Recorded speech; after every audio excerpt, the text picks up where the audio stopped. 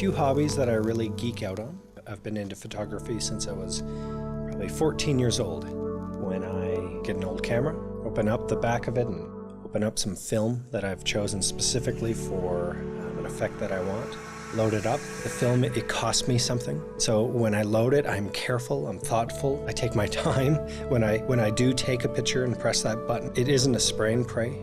And when I listen to a record, it's similar to film. There is more intention. I dim the lights. I sit in just the right spot. This is something I do when I want to experience this music, when I want to be taken somewhere. That same kind of philosophy goes into how we prepare coffee, whether it's on the roasting side or even just making a single cup of coffee for myself or for one of our customers who goes to one of our cafes.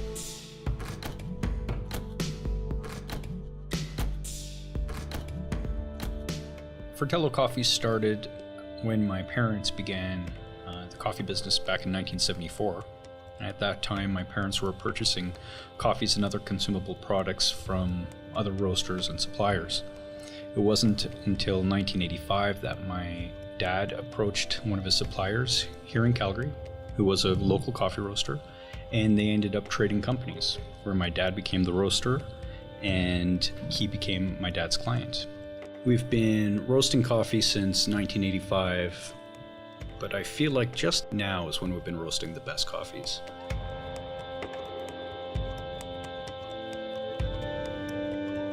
Coffee to me is frustrating. Frustrating because it is so difficult.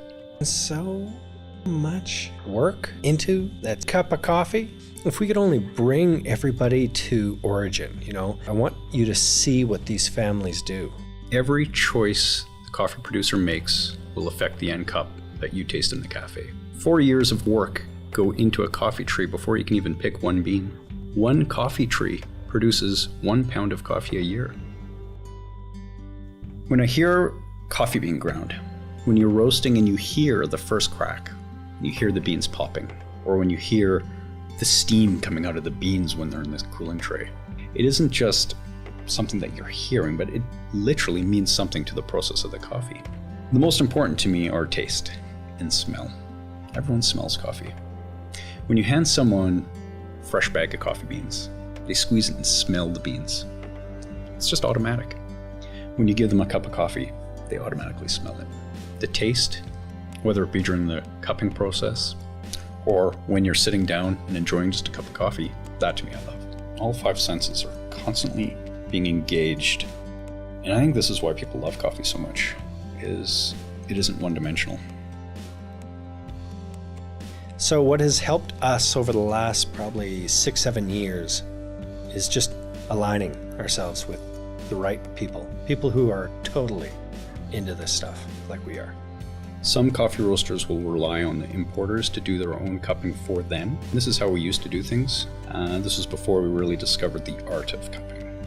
And to me, the art of cupping is predicting the future of what a coffee bean will be. As you start tasting these coffees at origin, when they're at their freshest and the peak flavors, what is this coffee going to taste like once we put it through our roaster, once we put it through our systems? It's easy just to taste coffee and find the best flavor on the table at this very moment. But what will the best flavor be down the road? That's the art.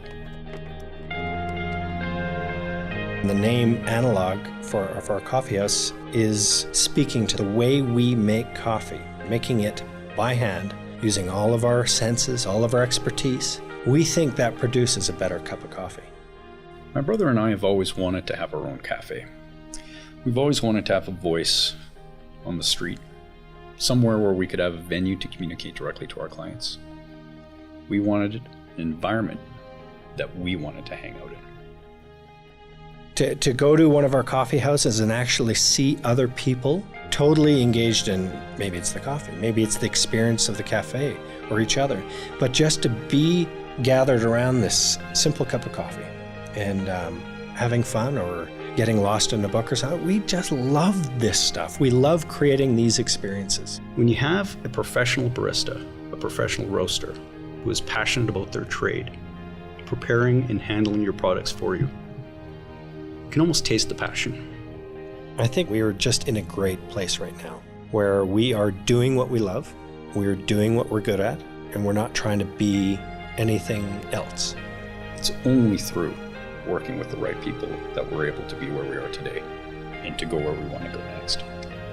The correlation between my love for listening to vinyl records and music, the connection is the love, the passion. Well, for us, our family, I mean, we've been in coffee for 25 years or more. This is not just work for us. We love this stuff.